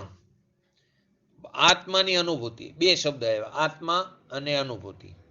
બે શબ્દ છે, આત્મા અને અનુભૂતિ. તો ભગવાન આત્મા કેવો છે? તે એકલો શાંતિ સમાધિ સ્વરૂપ એક છે, અભેદ છે, શાંત સ્વરૂપથી ભરેલો છે, પૂર્ણ ભરેલો છે. એની સન્મુખ રાગ દ્વેષ આદિ જે વિકારી પરિણમન છે એના ભેદથી રહિત, એના ભેદથી વિમુખ. કોની સન્મુખ? તો કે શાંત સ્વભાવી ભગવાન આત્માની સન્મુખ. અને જે રાગથી વિરક્ત, આપણે શબ્દ બોલીએ છીએ ને, સ્વભાવમાં રક્ત અને વિભાવથી વિરક્ત. તો કે રાગ આદિથી એ ભેદથી વિમુખ અને પોતાના સ્વભાવની અંદર એકત્વ, એ સ્વભાવની અંદર રક્ત, એ સ્વભાવના એકત્વથી આત્માનો જે અનુભવ કરો એટલે કે વેદનમાં શાંતિનું આવું. શાંતિ તો પડેલી છે અંદર શક્તિ અપેક્ષાએ, પણ વેદનમાં એટલે કે પર્યાયમાં તે શાંતિનું આવવું, એને શુદ્ધ ઉપયોગ કીધો. એને શુદ્ધ ઉપયોગ થયો. અંતર દ્રવ્યમાં લાગી જવું, પોતાનું અંતરદ્રવ્યની અંદર લાગી જવું, એની અંદર એકાકાર થઈ જવું, એનું નામ અનુભૂતિ કીધું. અને તે નિશ્ચયથી સમસ્ત જીન શાસનની અનુભૂતિ છે. એ સમસ્ત જીન શાસનની અનુભૂતિ અને એને સમસ્ત જીન શાસનની દશા કહેવામાં આવી. એ વિતરાગ પર્યાય, જેને જૈન શાસન કહેવામાં આવ્યું. જે જૈન શાસનની પર્યાય એટલે કે વિતરાગી પર્યાય, એવી અનંતી પર્યાયનો પિંડ આવો ભગવાન આત્મા છે. આવી અનંતી વિતરાગી પર્યાય નીકળે છે. સાદી અનંતકાળ સુધી નીકળશે એવી અનંત પર્યાયોનો પિંડ કેવો છે? આત્મા છે. આ ભાવશ્રુતની પ્રગટ પર્યાયને જ જૈન શાસન કીધું. કોને કીધું? ભાવશ્રુત જ્ઞાનની પ્રગટ પર્યાયને જ જૈન શાસન કીધું. ફરીવાર આ જૈન શાસન જે વિતરાગી પર્યાય, એ વિતરાગી પર્યાય એવા અનંતી વિતરાગી પર્યાયનો પિંડ એવો ભગવાન આત્મા છે. તો આ ભાવશ્રુતની જે પ્રગટ પર્યાય છે, એ પ્રગટ પર્યાયને જ જૈન શાસન કહે છે. એવી ભાવશ્રુત પર્યાય આત્માની અંદર કેટલી પીડી છે? તો ઘણી બધી પીડી. ગમે એટલી બહાર નીકળે તો એમાં એનો અંત આવતો નથી. અને એની અંદર કેવળ જ્ઞાનની પણ પર્યાય પીડી છે. સાદી અનંતકાળ સુધીની કેવળ જ્ઞાનની પર્યાય નીકળતી જ રહે તો પણ એમાં ક્યાંય ખાલીપણું આવતું નથી. માટે તો તેને પરમાત્માનો પણ પરમાત્મા કહેવામાં આવ્યો. તો આવી કેવળ જ્ઞાનની પર્યાય પણ એમાં પીડી છે. અહીં તો હજી શાસન ભાવશ્રુતને કહે છે, સાધક દશાની વાત છે. પોતાનો જ્ઞાન ઉપયોગ, હવે આ વસ્તુ સમજો, પોતાનો જ્ઞાન ઉપયોગ જે પર તરફ અનાદિથી ઝૂકેલો હતો, આપણો અનાદિકાળથી આપણો જ્ઞાન ઉપયોગ જેનું જ્ઞાન છે તેને જાણવાને બદલે પરને જાણવામાં રોકાયેલું છે, એની અંદર પ્રવર્તમાન થયું, એના વેપારમાં પડેલું છે. તો આપણો જ્ઞાન ઉપયોગ જે પર તરફ અનાદિથી ઝૂકેલો છે, એ જ્ઞાનને અંતરમાં વાળીને શુદ્ધ ધ્રુવ જે પોતાનો ચૈતન્ય ભગવાન આત્મા છે એની અંદર એકત્વ થવું, તો તે પર્યાય જે પ્રગટ થઈ તેનું નામ આત્માની અનુભૂતિ. ફરીવાર આપણો જે જ્ઞાન ઉપયોગ, પોતાનો જે જ્ઞાન ઉપયોગ જે પર તરફ અનાદિથી ઝૂકેલો છે, એટલે તે તરફ વરેલો છે, તેનું લક્ષ્ય કરે છે. હવે એ જ્ઞાનને અંતરમાં વારીને શુદ્ધ ધ્રુવમાં એકત્વ થવું, જે પોતાનો શુદ્ધ ચૈતન્ય ભગવાન છે એની અંદર એકત્વ થવું, તે પર્યાય જે પ્રગટ થઈ તેનું નામ આત્માની અનુભૂતિ. આત્માને અનુસરીને થનારી વિતરાગી જ્ઞાન અને વિતરાગ દશા. આત્માને અનુસરીને જે વિતરાગી જ્ઞાન અને વિતરાગી દશા જે પ્રગટ થઈ તેને આત્માની અનુભૂતિ, તેને જૈન શાસન કહેવામાં. જો અહીં ફરી એકવાર આપણો ઉપયોગ પર તરફ છે, જ્ઞાન ઉપયોગ જે પર તરફ અનાદિથી ઝૂકેલો છે, એ જ્ઞાનને અંતરમાં વારીને. હવે જે જ્ઞાનને અંતરમાં એટલે જ્ઞાનની પર્યાયની વાત છે. હવે જે જ્ઞાનની પર્યાય પર તરફ ઝૂકેલી છે, તે પર્યાયનો તો બીજા સમય ત્યાં વ્યય થઈ જાય છે. તે પર્યાય અંતરમાં નથી વર્તી. જો આ વસ્તુ સમજો, જે પર્યાય પર તરફ ઝૂકેલી છે તે પર્યાયનો તો બીજા સમયે ત્યાં વ્યય થઈ જાય છે, પરંતુ સ્વનો મહિમા થતા, સ્વનો સ્વીકાર, એના સામર્થ્યનો સ્વીકાર થતા નવી જે પર્યાય ઉત્પન્ન થાય છે એ સ્વમાં અહમપણું કરીને સ્થાપિત કરીને ઉત્પન્ન થાય છે. તો અહીંયા વિતરાગી પર્યાયની ઉત્પત્તિ થાય છે. ત્યારે એમ કહેવાય કે પર્યાય સ્વ પર તરફથી વરીને સ્વ તરફ ગઈ. પર્યાય પર તરફથી એનું લક્ષ્ય છોડીને સ્વ તરફ ઢેરી, સ્વનું લક્ષ્ય કર્યું, સ્વમાં એકાકાર થઈ. ક્યારે? તો કે સ્વનો મહિમા આવ્યો ત્યારે. પર તરફ જે પર્યાય હતી એનો તો ત્યાં જ વ્યય થઈ ગયો. એ પર્યાય સ્વ તરફ નથી આવતી. જે પર્યાય પર તરફ હતી ને એ પર્યાયનો તો ત્યાં વ્યય થઈ ગયો, પણ નવી પર્યાય જે ઉત્પન્ન થઈ એ સ્વમાં લક્ષ્ય કરતી, એમાં એકત્વ કરતી ઉત્પન્ન થઈ. આવી આત્માને અનુસરીને થનારી વિતરાગી જ્ઞાન અને વિતરાગી દશા એ જ ખરેખર સમસ્ત જીન શાસનની અનુભૂતિ કહેવામાં આવી. તો કે આ ભાવશ્રુત તે ખરેખર કેવું છે? વિતરાગી જ્ઞાન છે. દ્રવ્ય શ્રુત છે તે વિકલ્પાત્મક જ્ઞાન છે. ભાવશ્રુત છે તે વિતરાગી જ્ઞાન છે. તે વિતરાગી પર્યાયને જ ભાવશ્રુત જ્ઞાન કીધું. તે કેવું છે? વિતરાગી જ્ઞાન છે. અને દ્રવ્ય શ્રુત છે તે પરલક્ષી જ્ઞાન છે, તેને વિકલ્પાત્મક જ્ઞાન કીધું. તે વિકલ્પાત્મક રાગાદી છે. અહીંયા વ્યવહાર જે છે એને જૈન શાસન નથી કીધું, એમ કહે છે ભાવ વ્યવહાર. દ્રવ્ય સ્ત્રોત જે છે તે ભાવ વ્યવહાર, એને અહીંયા જૈન શાસન કહેવામાં આવ્યું નથી. અભૂતાર્થ નહીંથી, ઉપચારથી આરોપિતથી એને જૈન શાસન વ્યવહારથી કહેવામાં આવ્યું, પરંતુ તે અભૂતાર્થ નહીં. વાસ્તવમાં તે જૈન શાસન નથી. જૈન શાસન કોણ છે? કે વિતરાગી પર્યાયની પ્રગટપણું થવું, એ અનુભવ થવો, અનુભૂતિ થવી અભેદ આત્માની, એને અહીંયા જૈન શાસન કીધું. અને તે જ આત્માનુભૂતિ, તે જ જ્ઞાનાનુભૂતિ છે. આવો ભગવાન આત્મા કેવો છે? અનંત અનંત દર્શન, જ્ઞાન, શાંતિ, સુખ, વીર્ય આદિથી ભરેલો જે છે, એ તરફનો આદર કરો. એ તરફનો આદર એટલે કે એનો સ્વીકાર કરો, એનો મહિમા કરો. તો એ ભાવશ્રુતની અનંત અપરિમિત પર્યાયમાં પણ અનંતી પુરુષાર્થની ગતિ છે. એ ભાવશ્રુતની અનંત અપરિમિત એ પર્યાયમાં પણ પુરુષાર્થની ગતિ છે. પોતાના સ્વભાવનો આદર થાય ને એની અંદર પણ પુરુષાર્થની ગતિ છે. તો કે આપણે તો શું કરવાનું? બહારનું તો કંઈ કરવાનું નથી, રાગનું કંઈ કરવાનું નથી, દ્રવ્ય શ્રુતનું ભણવું એ પણ નહીં, પંચમહાવ્રતના વિકલ્પ એ પણ નહીં. એ જૈન શાસન નથી. રાગનું કરવું એ જૈન શાસન નથી. રાગનો નાશ કરવો એ જૈન શાસન નથી. તું સ્વનો આદર કર તો રાગદ્વેષ ઉત્પન્ન જ નહીં થાય. તું સ્વનો આશ્રય કર, એનું લક્ષ્ય કર, તો રાગદ્વેષની ઉત્પત્તિ જ નહીં થાય. તો બહારનું કંઈ કરવું નથી એટલે પરની તો વાત નથી, પણ આપણી પર્યાયમાં ઉત્પન્ન થતા રાગદ્વેષ આદિ વિકારી ભાવ એને પણ કરવાની વાત નથી. દ્રવ્ય શ્રુત એટલે પરલક્ષી જે શાસ્ત્ર જ્ઞાન છે એ પણ ભણવાની વાત નથી. એનો અર્થ એમ નથી કે ન કરું શાસ્ત્રનું વાંચન, પરંતુ તે શાસ્ત્રનું વાંચન જો સ્વના લક્ષ્ય થાય તો કાર્યકારી છે. બાકી શાસ્ત્રનું વાંચન, પૂજ્ય ગુરુદેવશ્રીના સમયમાં એક ભાઈએ કીધું, મેં તો 15 દિવસની અંદર શું કર્યું? સમયસાર આખું વાંચી લીધું. તો એને ખાલી પન્ના ફેરવા છે, એને ક્યારે એનો સાર નથી એને સમજાણો. એને ખાલી શું કર્યું? આપણે પણ શું કરી? શાસ્ત્રના પન્ના ફેરવી છે, પરંતુ શાસ્ત્રમાં કહેલા તત્વનો જે માલ છે એ માલને સમજી શકતા નથી. તો કે દ્રવ્ય શ્રુતનું ભણવું, શાસ્ત્ર જ્ઞાન કરવું, 11 અંગનું જ્ઞાન પણ અનંતવાર કર્યું છે. તે શું કર્યું છે? આપણે દ્રવ્ય શ્રુતને ભણ્યા છીએ, એમાં કહેલા તત્વને આપણે સમજ્યા નથી, એટલે કે અમલમાં મીકા નથી. એ બધા કેવા છે? રાગદ્વેષાદી કીધા એ પણ નહીં. પંચમહાવ્રતના વિકલ્પ, અનંતવાર દ્રવ્યલિંગી મુનિ પણ ધારણ કર્યું, અનંતવાર પંચમહાવ્રતનું પાલન કર્યું, 28 મૂળગુણો યથાયોગ્ય પાલન કર્યું, એક પણ મૂળગુણોમાં ક્યાંય કચાશ ન રાખી, પોતાના માટે બનાવેલો ચોખાનો આહાર પણ ન લીધો. એ બધા વિકલ્પ છે, એ જૈન શાસન નથી. એ વચ્ચે આવતો સહચર શુભ ભાવ છે, એનાથી આત્માની પ્રાપ્તિ નહીં થાય. એના અભાવે આત્માની પ્રાપ્તિ થશે. એટલે કે ત્યાંથી લક્ષ્ય ફેરવીને સ્વનું લક્ષ્ય કરીશ તો આત્માની પ્રાપ્તિ થશે. પોતાના આત્મામાં સ્થિર રહી નથી શકતા, પરિણીતિક નાયક ઉપર ટકેલી છે, ત્યારે એને આહાર આદિનો વિકલ્પ આવે છે. ગઈકાલમાં આપણે આત્મસિદ્ધિમાં પણ એ જ વાત આવી હતી. તો કે ભાવ સીધો આવે છે દ્રવ્ય સ્ત્રોત ભણ્યા વિના. જો ભાવ સીધો ન આવતો હોય તો પછી તિર્યંશને કેવી રીતે આવે? એ ક્યાં અત્યારે આ કારે દ્રવ્ય સ્ત્રોત ભણ્યો, એને ક્યાં 6 દ્રવ્યની ખબર છે? આપણે ગઈકાલે શિવભૂત મુનિની પણ વાત લીધી, પરંતુ આપણી તકલીફ ક્યાં થાય છે? બસ આપણે એ 2 વસ્તુ મગજમાં રાખી, શિવભૂત મુનિ અને તિર્યંશ, કે આપણે કંઈ સમજવું નથી, સીધું થઈ જશે ભગવાનના જ્ઞાનમાં. જ્યારે આવ્યું છે ત્યારે મારા ઉગાડ થશે, તો કે એ પર્યાયની એમ જ થવાની છે, એમ કરીને બેસી રહે છે. તો ખરેખર એની પર્યાય ક્રમે ક્રમે તે નીચે જવાવાળો છે. એવા જ જીવને આવો વિકલ્પ આવે છે, એને જ આવો વિચાર આવે છે. જે જીવની હોનાર ખરાબ છે, તું પુરુષાર્થ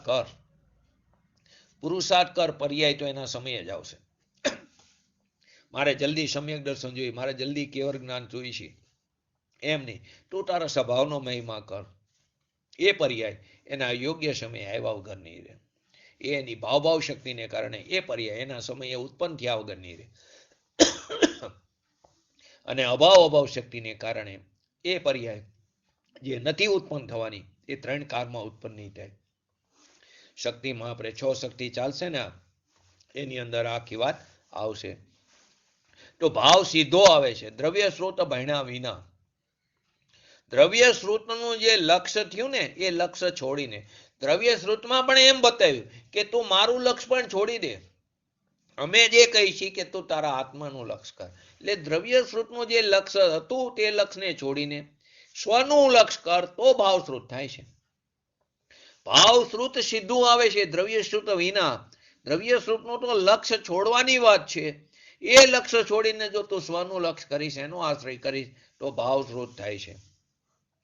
એને સાથે લઈને ભાવ સ્રોત થતો નથી. દ્રવ્ય સ્રોતને સાથે લઈને, કેમ કે દ્રવ્ય સ્રોતને ભણી એટલે વિકલ્પ થયો, તો વિકલ્પ હોય તો નિર્વિકલ્પ દશા કેવી રીતે પ્રગટ થાય? તો એને સાથે લઈને ભાવ સ્રોત થતો નથી. આવી જે પર્યાય છે ભાવ સ્રોત, એ કેવી છે? રાગ રહી છે, સમાધિ વાળી, શાંતિ વાળી. એ સ્વભાવ સન્મુખથી એ અનુભવ ઉત્પન્ન થયો, સ્વ સન્મુખથી એ અનુભવ ઉત્પન્ન થયો. એ જ અનુભવને જૈન શાસનની અનુભૂતિ કહેવામાં આવી. આખું જૈન શાસન એની અંદર આવી જાય છે. કેમ કીધું કે જે ભાવસ્વરૂપ જ્ઞાન છે ને પોતે આત્મા જ છે. જે ભાવસ્વરૂપ જ્ઞાન, જે પર્યાય પ્રગટ થઈ, જે વિતરાગી પર્યાય પ્રગટ થઈ, તે દ્રવ્ય અને પર્યાયનો ત્યાં અભેદ પરિણમન થયું. તો એ જે શ્રુત જ્ઞાન છે પોતે આત્મા છે. તો કે કારણ કે કેમ કીધું શ્રુત જ્ઞાન પોતે જ આત્મા છે? કે શ્રુત જ્ઞાન એટલે કે જૈન શાસનની અનુભૂતિ, એટલે કે નિશ્ચયથી આત્માનો અનુભવ. એ શ્રુત જ્ઞાન આત્માનો મોક્ષ માર્ગ, અને એને શું કહેવામાં આવ્યું? આત્માનુભૂતિ કીધું, એને જૈન શાસન કીધું. પહેલા દ્રવ્ય શ્રુતિ ઉત્પન્ન નથી થયું, દ્રવ્ય શ્રુતિ ઉત્પન્ન નથી થયું એમ કીધું. કારણ કે જે શ્રુત જે છે ભાવ શ્રુત એ સ્વયં આત્મા જ છે. દ્રવ્ય શ્રુત સ્વયં આત્મા નથી.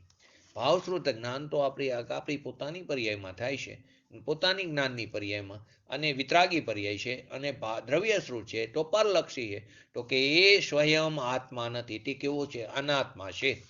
તેનાથી જ્ઞાનની અનુભૂતિ એ જ આત્માની અનુભૂતિ. તો એ જ્ઞાનનો અનુભવ એ જ આત્માનો અનુભવ, તેમ આચાર્ય ભગવંતે બતાવ્યું છે.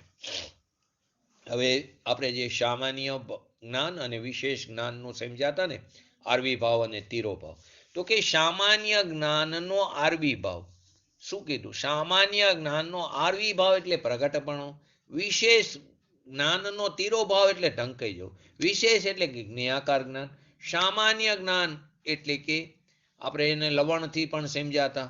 તો કે જે સામાન્ય જ્ઞાનનું પ્રગટપણું, સામાન્ય જ્ઞાનના આર્વિભાવ એટલે કે એનું પ્રગટપણું, પર્યાયમાં જે પ્રગટપણું થયું, કે જે વિતરાગી પર્યાય પ્રગટ થઈ, એ સામાન્ય જ્ઞાનનો આર્વિભાવ કીધો.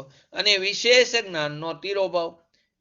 તો કે આની સામાન્ય જ્ઞાનની આર્વિભાવની વ્યાખ્યા શું થાય?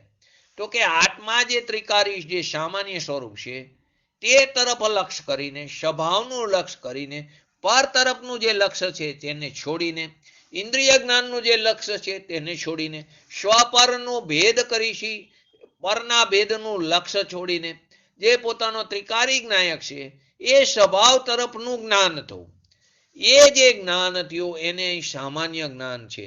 એને સામાન્ય જ્ઞાન કીધું. અહીંયા સામાન્ય ત્રિકારીની વાત નથી. જે ત્રિકારી ચૈતન્ય સ્વભાવ છે, જે ધ્રુવ છે, તેની અહીં વાત નથી. પરંતુ કોની વાત કીધી? સામાન્ય જ્ઞાનની આર્વિભાવની વ્યાખ્યા શું કરી? કે આત્મા જે ત્રિકારી જ્ઞાયક સ્વરૂપ જે સામાન્ય છે તે તરફ લક્ષ્ય કરીને, જે જ્ઞેય તરફ, જે અનંત જ્ઞેય પદાર્થ છે પરજ્ઞેય, એનું લક્ષ્ય છોડીને, ઇન્દ્રિય જ્ઞાનનું લક્ષ્ય જે ખંડ ખંડ જ્ઞાન છે એવા ઇન્દ્રિય જ્ઞાનનું લક્ષ્ય છોડીને, પરના ભેદનું લક્ષ્ય છોડીને, જે ત્રિકારી જ્ઞાયક સ્વભાવ છે એ તરફનું જે જ્ઞાન થયું, એ જે જ્ઞાન થયું તેને સામાન્ય જ્ઞાન કહેવામાં આવ્યું. સામાન્ય જ્ઞાનનો આર્વિભાવ. સામાન્ય જ્ઞાનનો અર્થ શું થયો? તો કે ત્રિકારી ધ્રુવ સ્વભાવનું પ્રગટપણું એ નહીં. ત્રિકારી જે ધ્રુવ સ્વભાવ છે એનું પર્યાયમાં પ્રગટપણું એ વાત નથી. સામાન્યનો અર્થ કે જે પોતાનું જે શુદ્ધ ચૈતન્ય, જે ધ્રુવ સ્વરૂપ, જે પોતાનો ભગવાન આત્મા છે એના આશ્રયથી, ઇન્દ્રિયના લક્ષ્યથી પરથી છૂટીને, ઇન્દ્રિયના લક્ષ્યથી છૂટીને, ઇન્દ્રિયના ભેદ એટલે કે ભિન્ન ભિન્ન જે છે ખંડ ખંડ જ્ઞાન છે તેનાથી છૂટીને, જે પોતાનો ધ્રુવ ચૈતન્ય સ્વભાવ છે એ તરફ એકાકાર થઈને જે પર્યાય પ્રગટ થઈ તેને અહીંયા સામાન્ય જ્ઞાન પર્યાય, એને સામાન્ય જ્ઞાનની પર્યાય કહેવામાં આવી. ફરીવાર, સામાન્ય જ્ઞાનનો આર્વિભાવ એટલે કે પ્રગટપણું. તો કે જે ત્રિકારી ધ્રુવ સ્વભાવના પ્રગટપણાની વાત નથી. તે સામાન્યનો અર્થ એટલે કે પોતાનો જે ધ્રુવ ચૈતન્ય જે સ્વભાવ છે એના આશ્રયથી, એટલે કે પરના લક્ષ્યથી છૂટીને, ઇન્દ્રિયના લક્ષ્યથી છૂટીને, પરથી છૂટીને, ઇન્દ્રિયના ભેદ જ્ઞાન એટલે કે ભિન્ન ભિન્ન ખંડ ખંડ કરતું જે જ્ઞાન છે તેનાથી છૂટીને, જે પોતાનો ધ્રુવ ચૈતન્ય સ્વભાવ છે એની અંદર એકાકાર થાય. અને જે એકાકાર થઈને જે પર્યાય પ્રગટ થઈ, તેને અહીંયા સામાન્ય જ્ઞાનને પર્યાય કહેવામાં આવે, એટલે કે વિતરાગી પર્યાય. તો સામાન્ય જ્ઞાનનો આવિર્ભાવ એટલે પોતાનો જ નિજ ધ્રુવ ચૈતન્ય સ્વભાવ છે એના આશ્રયથી, એના અવલંબનથી, અભેદથી જે પર્યાય પ્રગટ થઈ, એ એના અવલંબનથી, એના આશ્રયથી, ચૈતન્ય સ્વભાવના એનાથી જે પર્યાય પ્રગટ થઈ તે પર્યાયને અહીંયા સામાન્ય જ્ઞાન, વિતરાગી પર્યાય, ભાવશ્રુત જ્ઞાન કહેવામાં આવ્યું. કોને ભાવશ્રુત જ્ઞાન કહેવામાં આવ્યું? કે જે ભાવશ્રુત જ્ઞાન તે જ આત્મા છે, તે જ અનુભૂતિ છે, તે જ જ્ઞાનાનુભૂતિ છે, તે જ આત્માનુભૂતિ, તે જ શુદ્ધ ઉપયોગ છે. તો કોને કહેવામાં આવ્યું? તો પોતાનો જે નિજ ચૈતન્ય સ્વભાવ છે એના આશ્રયથી, એના અવલંબનથી, અભેદથી એટલે કે અભેદ આત્માથી એના અવલંબને જે પર્યાય પ્રગટ થઈ એ પર્યાયને અહીંયા સામાન્ય જ્ઞાન એટલે કે વિતરાગી પર્યાય એટલે કે ભાવશ્રુત જ્ઞાન કહેવામાં આવ્યું. આવા સામાન્ય જ્ઞાનનો આવિર્ભાવ, આવિર્ભાવ એટલે જ્ઞાયક ભાવ પ્રગટ થયો એ નહીં, અહીં તો સામાન્ય જ્ઞાન. આ સામાન્ય જ્ઞાનનો આવિર્ભાવ એટલે કે ઇન્દ્રિયની લોલુપતાથી જે અનેકપણાનું જ્ઞાન હતું, ઇન્દ્રિયોના વિષયોની લોલુપતાથી જે અનેકપણાનું જ્ઞાન હતું તેનાથી છૂટીને, તે વિશેષ જ્ઞાન છે. વિશેષ જ્ઞાનનો તિરોભાવ તો કે તેનાથી છૂટીને, આગળ આવશે કે વિશેષ જ્ઞાન પહેલા હતું એ છૂટીને, કે આ સમયની જ વાત છે વર્તમાનની, તે વાત પણ આગળ આવશે. તો કે જે ઇન્દ્રિયની લોલુપતાથી રાગ મિશ્રિત જે જ્ઞાન હતું, વિશેષ જ્ઞાન, એનાથી છૂટીને, કે જે કેવું હતું, ઝેર જ્ઞાન હતું, વિકારી જ્ઞાન હતું, તેને છોડીને એટલે કે તેનાથી છૂટીને જે આત્મા અતિન્દ્રિય સ્વરૂપ છે એ અતિન્દ્રિયના અવલંબનથી અતિન્દ્રિય જ્ઞાનની પર્યાયમાં પ્રગટ થવું, એનું નામ સામાન્ય જ્ઞાનનું પ્રગટ થવું, એનું નામ સામાન્ય જ્ઞાનનો આવિર્ભાવ કીધું. અને તેનું નામ જ જૈન શાસન, તેનું નામ જ ભાવશ્રુત કહેવામાં આવ્યું. પર્યાયમાં પ્રગટ થવું એ પર્યાયને સામાન્ય જ્ઞાન કહેવામાં આવે. પર્યાયમાં પ્રગટ થવું એ પર્યાયને સામાન્ય જ્ઞાન. ત્રિકારીની વાત નથી. પર્યાયમાં પ્રગટ થવું એ પર્યાયમાં કોણ પ્રગટ થાય? તો કે પર્યાય. એ પર્યાયમાં પ્રગટ થવું એ પર્યાયને અહીં સામાન્ય જ્ઞાન કહેવામાં આવ્યું. જે પાંચ ઇન્દ્રિય તરફનું જે જ્ઞાન હતું, વિશેષ જ્ઞેયાકાર જ્ઞાન, એનો તિરોભાવ એટલે કે પાંચ ઇન્દ્રિય તરફના જ્ઞેયના ભેદ કરીને જે અવસ્થાનું થવું તે વિશેષ જ્ઞેયાકાર એટલે કે રાગ મિશ્રિત હતું. તે રાગ મિશ્રિત જ્ઞાન એટલે કે ઇન્દ્રિય મિશ્રિત જ્ઞાન, ઇન્દ્રિયના અવલંબનથી થતું જ્ઞાન, એવા વિશેષ જ્ઞેયાકાર જ્ઞાનના તિરોભાવ એટલે કે તેનું ઢંકાઈ જવું, એનું નહીં થવું એટલે કે તેનું ઢંકાઈ જવું. એટલે કે જે ઇન્દ્રિય જ્ઞાન છે, જે વિશેષ જ્ઞાન છે, જે વિશેષ જ્ઞેયાકાર, અહીં જ્ઞાનાકાર નથી કીધો, એ વિશેષ જ્ઞેયાકાર અહીં જ્ઞાનાકાર ન થયો, એ જ્ઞેયના આકારે અવલંબને, ઇન્દ્રિયના અવલંબને લક્ષ્ય જે ખંડ જ્ઞાન થયું એ જ્ઞેયાકાર જ્ઞાનનું ઢંકાઈ જવું, તેનું તિરુભૂત થઈ જવું, એનો અભાવ થઈ જવો. બે વસ્તુ આવી, સામાન્ય જ્ઞાનનો આવિર્ભાવ અને વિશેષ જ્ઞાનનો તિરોભાવ. જ્ઞાન એક જ પ્રકારનું છે, મીઠું એક જ પ્રકારનું છે, તેને આપણે સામાન્ય લવણ અને વિશેષ લવણથી સમજ્યા. તો સામાન્ય લવણ એટલે કે જે શુદ્ધ ચૈતન્ય, જે શુદ્ધ મીઠાની ગાંગડી છે એનો સ્વાદ આપણને ખારો લાગે છે, પણ સ્વાદ લોલુપી જે જીવ છે તે શાકની અંદર મિશ્રિત જે મીઠું છે એને સ્વાદ નથી આવતો, એને શાકનો સ્વાદ આવે છે. તો ત્યાં એને સામાન્ય મીઠાનો શું થયો? આ તિરોભાવ થયો. અને વિશેષ મીઠાનો શું થયો? લવણનો આવિર્ભાવ થયો. પરંતુ જે અનુભવી જન છે તે અનુભવી જનને સામાન્ય મીઠાનો આવિર્ભાવ થાય છે અને વિશેષ મીઠાનો શું થાય છે? તે તિરોભાવ થાય છે. તો કે એને અહીં તિરોભૂતનો અર્થ વર્તમાન જ્ઞેયાકાર થયો છે અને પછી ઢંકાઈ જાય છે એમ વાત નથી. તિરોભૂતનો અર્થ વર્તમાન જ્ઞેયાકાર થયો છે અને પછી ઢંકાઈ જાય છે એમ નથી. આત્મા જે અતિન્દ્રિય સ્વરૂપ છે તેનું જ્ઞાન ઇન્દ્રિયના અવલંબનથી જ્ઞેયને ખંડ જોઈને જે ખંડ જ્ઞાન થાય છે તેને જ્ઞેયાકાર એટલે કે વિશેષ જ્ઞાન કહેવામાં આવ્યું છે. તે તિરોભિત થઈ જવું એટલે કે તે ઉત્પન્ન જ ન થાય. ઢંકાઈ જવું એટલે તે જ્ઞાન જ ઉત્પન્ન ન થાય. એટલે કે પોતાના આત્મા જે અબધ સ્પર્શ છે એના અવલંબનથી અતિન્દ્રિય પદાર્થના અવલંબનથી જે એક રૂપ અભેદ રૂપ જે સામાન્ય જ્ઞાન છે ખંડ વિનાનું, એ જે જ્ઞાન ઉત્પન્ન થયું તેનું નામ સામાન્ય જ્ઞાન પ્રગટ થયું, એટલે કે સામાન્ય જ્ઞાનનો આવિર્ભાવ થયો. તે સમયે વિશેષ જ્ઞેયાકાર ભાવ ઉત્પન્ન જ ન થયો. તે સમયે વિશેષ જ્ઞેયાકાર જ્ઞાન ઉત્પન્ન ન થયું, તેને તિરોભૂત કહેવામાં આવ્યું. તો કે ઇન્દ્રિય તરફનું લક્ષ્ય જ ન ગયું, તો કે આ ઇન્દ્રિયનું લક્ષ્ય છૂટી ગયું. ઇન્દ્રિયના લક્ષ્ય થતું જ્ઞાન તેને વિશેષ જ્ઞાન કીધું. તો વિશેષ જ્ઞાન કેવું છે? તે દુઃખરૂપ જ્ઞાન છે. સામાન્ય જ્ઞાન કેવું છે? તે સુખરૂપ જ્ઞાન છે. તો ઇન્દ્રિય જ્ઞાન તે દુઃખરૂપ જ્ઞાન છે અને તે કેવું છે? તે ઝેર જ્ઞાન કહેવામાં આવ્યું. કેવું કહેવામાં આવ્યું? તેને ઝેર જ્ઞાન કહેવામાં આવ્યું. તો કે ઉત્પન્ન નહોતું, હા ઉત્પન્ન ન થવું એનું નામ જ તિરોભૂત. અત્યારે તો અહીં છે ને થયું છે ને પછી તિરોભૂત કરે એમ વાત નથી. ધર્મ સમજવા માટે ખરેખર એક પોતાની વસ્તુ સ્વરૂપને સમજવા માટે પ્રબળ પુરુષાર્થની જરૂર છે. કેમ કે અનાદિકાળથી આપણે વસ્તુ સ્વરૂપને યથાયોગ્ય સમજ્યા જ નથી. કોઈ પણ વસ્તુ હોય, આપણે મહેનત વગર કોઈ પણ વસ્તુ મળતી નથી. બસ સવરા પુરુષાર્થની જરૂર છે. કોઈ જીવ પુરુષાર્થ વગરનો નથી. દરેક જીવ પુરુષાર્થ કરે છે. નિગોદનો જીવ પણ પુરુષાર્થ કરે છે. સિદ્ધનો જીવ પણ પુરુષાર્થ કરે છે. સિદ્ધના જીવને પણ પુરુષાર્થ થાય છે, કેમ કે એની અંદર પણ વીર્ય ગુણ છે. તો પુરુષાર્થ તો વીર્ય ગુણની પર્યાય છે. તો વીર્ય ગુણનું પરિણમન પણ થાય છે. તો ત્યાં પણ પુરુષાર્થ છે. પોતાના સ્વભાવને સાદી અનંતકાળ સુધી ટકાવી રાખવાનો પુરુષાર્થ છે. તો કે પુરુષાર્થ વગરનો કોઈ જીવ નથી. બસ એની દિશા જે અવરી છે, આપણી અવરો પુરુષાર્થ છે, તેને સૌરો પુરુષાર્થ કરવાનો છે. કોઈ પણ મહેનત વગર કોઈ લૌકિકમાં પણ માલ મળતો નથી. આ તો આવો ચૈતન્ય સ્વભાવને પ્રાપ્ત કરવો તો મહેનત પણ કેવી કરવી પડશે? અપ્રતિમ પુરુષાર્થ કરવો પડશે. કે કેમ કે અનાદિથી એવું મિથ્યાત્વ દ્રઢ રૂપે પડ્યું છે, એને તોડવા માટે પુરુષાર્થ પણ પ્રબળ જોઈશે. એક સમયમાં એ પુરુષાર્થમાં એવો કડાકો આવશે કે એક સમયની અંદર જે જ્ઞાન પરને જાણવામાં રોકાતું તે જ્ઞાન સ્વને જાણતું પ્રગટ થઈ જાય છે. એક સમયમાં જાત્યાંતર થઈને તે જ્ઞાન સ્વને પ્રગટ કરતું પ્રગટ થઈ જાય છે. એવા જ્ઞાનની અનુભૂતિ તેને જૈન શાસન જ્ઞાનની અનુભૂતિ કહેવામાં આવી. આવો ચૈતન્ય સ્વભાવ ભગવાન આત્મા, એના આશ્રય જે વિતરાગી પર્યાય ઉત્પન્ન થાય છે, એને ભાવ જૈન શાસન કીધું. એને ભાવશ્રુત જ્ઞાન કીધું. એ ભાવશ્રુત જ્ઞાન દ્રવ્યશ્રુતથી સીધું જણાય છે. એને દ્રવ્યશ્રુત તો પરલક્ષી, એ આત્મા નથી. દ્રવ્યશ્રુત તો પરલક્ષી, એ તો અનાત્મા છે. ભાવશ્રુત છે તે આપણી જ્ઞાનની પર્યાય છે.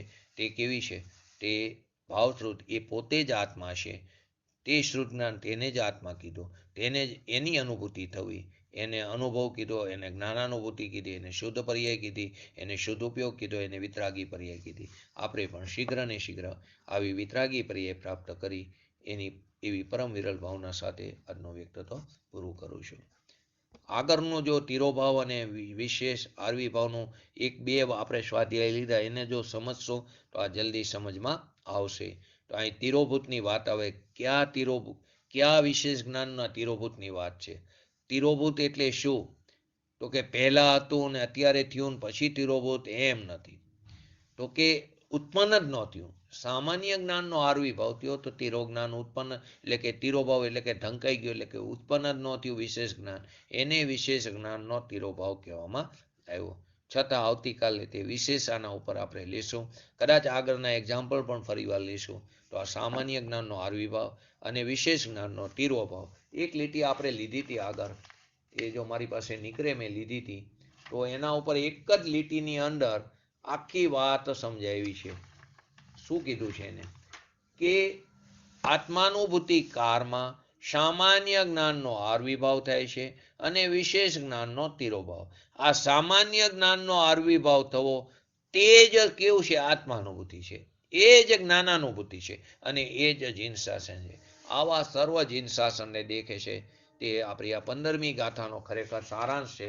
15મી ગાથાની અંદર આ વાત બતાવી છે. 14મી ગાથામાં પણ બતાવી છે, પણ 15મી ગાથામાં આ જ્ઞાન પ્રધાનથી આ કથન છે. તો 15મી ગાથામાં શું આવ્યું હતું? અબધ સ્પર્શ અનન્ય જે અવિશેષ દેખે આત્મને, તે દ્રવ્ય તેમજ ભાવ જીન શાસનને સકલ દેખે કરે. તો આપણે પણ આ 15મી ગાથાના ભાવને સમજીને આપણા આત્માની શીઘ્ર ને શીઘ્ર પ્રાપ્તિ કરી એવી પરમ વિરલ ભાવના સાથે આજનું વ્યક્તિત્વ પૂરું કરું. જય જીનેન્દ્ર. બોલો જીનવાણી સ્તુતિ. બોલો કોઈ પણ બોલો નૈનાબેન જયંતિભાઈ.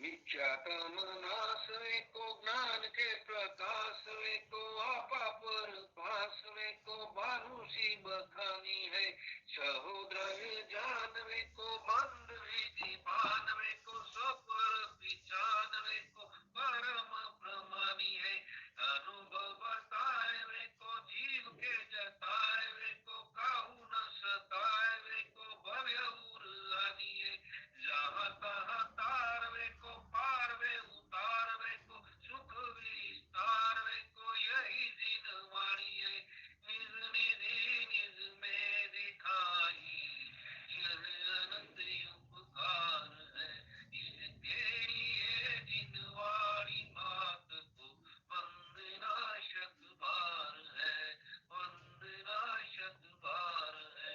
નમો રેંગટાણંગ નમો સિદ્ધાણંગ નમો આયર